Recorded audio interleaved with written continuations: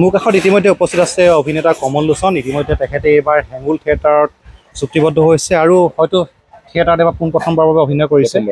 থিয়েটাৰত এতিয়া যিহেতু আৰম্ভণি পৰ্যায়ত চলি আছিল ক'ব লাগিব, অভিজ্ঞতা কেনেকুৱা? অভিজ্ঞতা খুব ভালেই, কাৰণ মোৰ প্ৰথম চইচ সদায় নাটক। যদিও মোবাইল থিয়েটাৰ কৰা নাই, কিন্তু নাটকেই কৰি আহিছোঁ ইমান বছৰে। তো মোবাইল থিয়েটাৰৰ এক্সপিৰিয়েঞ্চটো সম্পূৰ্ণ বেলেগ আৰু চিনেমা ইণ্ডাষ্ট্ৰীৰ লগত নিমিলে আচলতে। এই ইণ্ডাষ্ট্ৰীটো এটা বেলেগ, 150 মানুহ 9 মাহ ঘূৰি থাকে এনেকৈ। তো সেই 150 মানুহৰ যিটো টিম, যিটো ইউনিটি, সেইটো দেখি ভাল লাগে আৰু অনবৰতে নাটকৰ মাজত থাকিব পাৰি যে, সেইটোৰ কাৰণে বেছি ভাল লাগিছে।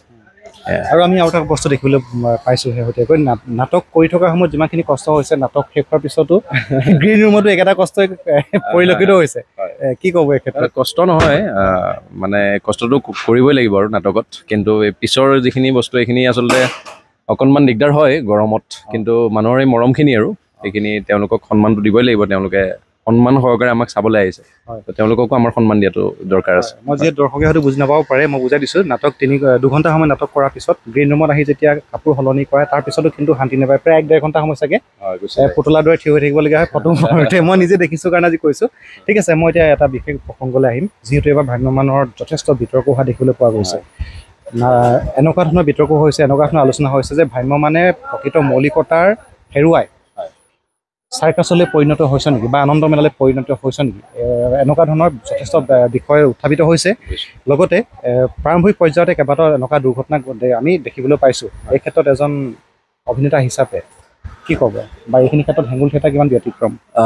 হেঙুলত এই চাৰ্কাছ যিটো শব্দ, এইটো এটা বৰ বেলেগ ধৰণৰ শব্দ। আচলতে অতিৰঞ্জিত জাকজমকতা চমক সৃষ্টি কৰিবলৈ যোৱাটোকে আচলতে মানুহে চাগে চাৰ্কাছ বুলি কৈছে। সেইটো নকৰাটো বেটাৰ মই ভাবোঁ, কাৰণ কিয় এখন নাটকৰ মূল উপাদানটো হ'ল স্ক্ৰিপ্ট। তো স্ক্ৰিপ্টে যি ডিমাণ্ড কৰে, লগতে অভিনয়, লগতে পৰিচালনা, সংগীত, পোহৰ, যিয়ে নহওক কিয় গোটেইখিনি বস্তু লগ হৈহে এখন নাটক হয়। কিন্তু কিছুসংখ্যক অডিয়েঞ্চ আজিকালি, কিছুসংখ্যক অডিয়েঞ্চক অকণমান চমক, অকণমান জাকজমকতা লাগে। সেইটো ক্ষেত্ৰত কোনোবা এখন নাটক বা 2খন নাটকত অকণমান জাকজমকতা কৰিলেও একো লছ নাই বুলি মই ভাবোঁ, কাৰণ কিয় প্ৰডিউচাৰৰ ফালেও আমি চাব লাগিব। যদি সেই অকণমান জাকজমকতা বা গান, নৃত্য, গীত অকণমান নোহোৱা কাৰণে যদি অডিয়েঞ্চ যদি বহুত বেছি কমি যায়, কাৰণ কিয় এতিয়া অডিয়েঞ্চৰ মানসিকতাটো পঢ়াটো দিগদাৰ হৈ গৈছে, মানে কোনখিনি অডিয়েঞ্চে কি ভাল পাব। কিন্তু জনামতে মেক্সিমাম অডিয়েঞ্চে ভাল নাটক চাবলৈ আহে, সেইখিনিৰ কাৰণে নাটকখন আছেই ভালকৈ। কিন্তু বাকী যিখিনি অডিয়েঞ্চ আছে, সেইখিনিৰ কাৰণে অকণমান জাকজমকতা কৰিবলগীয়া হয়, কাৰণ কিয় চকী যদি আধা খালী হৈ থাকে সেই অডিয়েঞ্চখিনি নহাৰ কাৰণে, তেতিয়াহ'লে প্ৰডিউচাৰ কেনেকৈ চলিব আৰু আমাৰ গোটেই 150 মানুহক কেনেকৈ চলাব। তো এইটো এটা ডাঙৰ প্ৰশ্ন। এতিয়া সেই অডিয়েঞ্চখিনিক যিখিনিয়ে বিচাৰে জাকজমকতা, সেইখিনিক এতিয়া কেনেকৈ বুজাওঁ যে নাটক আচলতে নাটকেই হ'ব লাগে, নাটকহে চাব লাগে। তো সেইটো এজনকৈ ধৰি বুজোৱাটোও দিগদাৰ। আমি যিমান পাৰোঁ ছ'চিয়েল মিডিয়াটো স্পষ্টীকৰণ দিয়ে থাকোঁ আৰু লিখিও থাকোঁ যে নাটক চাওক, প্ৰপাৰ নাটক চাওক। এতিয়া অডিয়েঞ্চৰ ওপৰত কথা, সেইখিনি কেনেকৈ তেওঁলোকে গ্ৰহণ কৰে। শেহতীয়াকৈ এতিয়া আৰু এটা বিষয় চকুত পৰিছে, কেৱল জাকজমকতাটোৱে সীমাবদ্ধ হৈ থকা নাই।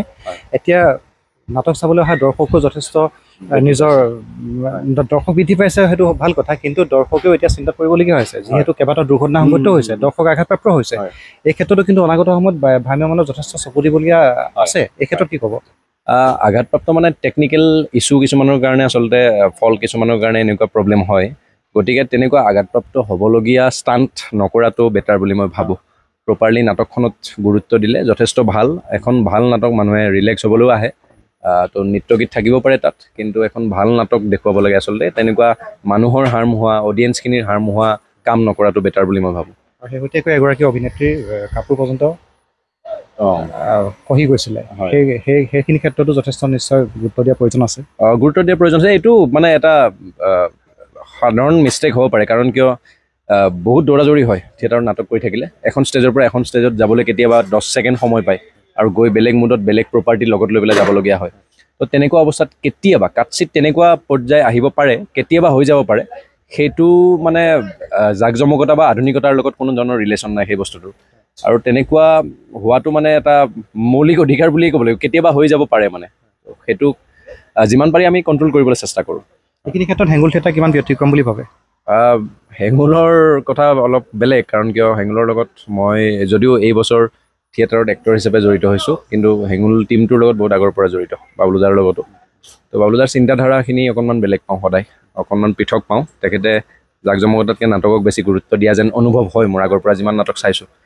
তো তো সেইকাৰণে হেঙুল অকণমান পৃথক বুলি ভাবোঁ আৰু আমাৰ ইমান চাগে জাক জমকতাও নাই গোটেই নাটককেইখনত প্ৰপাৰলি আজিৰ নাটকখনত মাত্ৰ নামঘৰ পথখনত এটা গান আছে তাকো আমি অন ষ্টেজেই কৰোঁ এইটো তো তেনেকুৱা নাটকখনকেই গুৰুত্ব দিয়া হৈছে গতিকে আৰু পৰিচালনাৰ দিশটোতো ভাল লাগে বাবলুদাৰ বস্তুবিলাক অকণমান চিনেমেটিক কাৰবাৰো হয় অকণমান ৰিয়েলিজিমো থাকে অতি চিঞৰ বাখৰটো কম কৰিবলগীয়া হৈছে ইয়াত আৰু এটা কথা মই সুধিব লাগিব আপোনাক যিহেতু আপুনি আৰম্ভণিৰ পৰা মঞ্চ নাটকৰ পৰা অভিনয় যাত্ৰা হয়তো আৰম্ভ কৰিছিলে মোৰ যদি ভুল হোৱা নাই সেই ক্ষেত্ৰত যদি মই আজি আপোনাক প্ৰশ্ন কৰোঁ যে এই যিটো জাক জমকতাক প্ৰাধান্য দি নাটকসমূহ ৰচনা কৰা হৈছে বা ভ্ৰাম্যমাণ দলসমূহে বেছি অগ্ৰাধিকাৰ দিছে নাটকৰ মৌলিকতাতকৈ অধিক জাক জমকতা বা কাৰিকৰী চমকক গুৰুত্ব দিয়া দেখিবলৈ পোৱা গৈছে এইটো অনাগত সময়ত ভ্ৰাম্যমাণক ক্ষতি কৰিব বুলি কিবা অনুভৱ হয় নেকি যিহেতু আপুনি এজন মঞ্চ অভিনেতা ক্ষতি মানে এতিয়া জাক জমকতা কিমান কৰে আৰু চমক কিমান সৃষ্টি কৰে সেইটোৰ ওপৰত ডিপেণ্ড কৰিব এটা যদি লিমিটেশ্যনত থাকি পেলাই ভাল নাটক এখন দেখুৱায় তেতিয়াহ'লে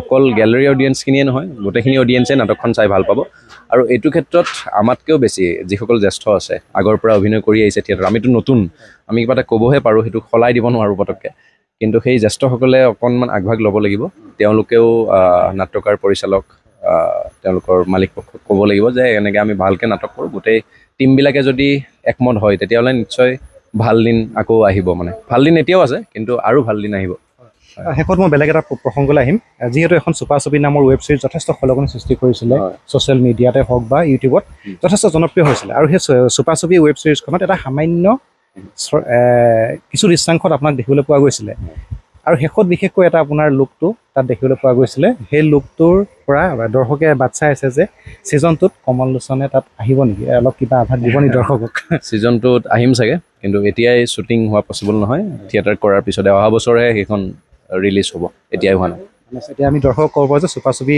ছিজনটোত কমল লোচনক দৰ্শকে দেখিবলৈ পাব নিশ্চয় নিশ্চয় হয় ধন্যবাদ জনাইছোঁ ইমান ব্যস্ততাৰ মাজতো আমাক সময় দিলে থেংক ইউ থেংক ইউ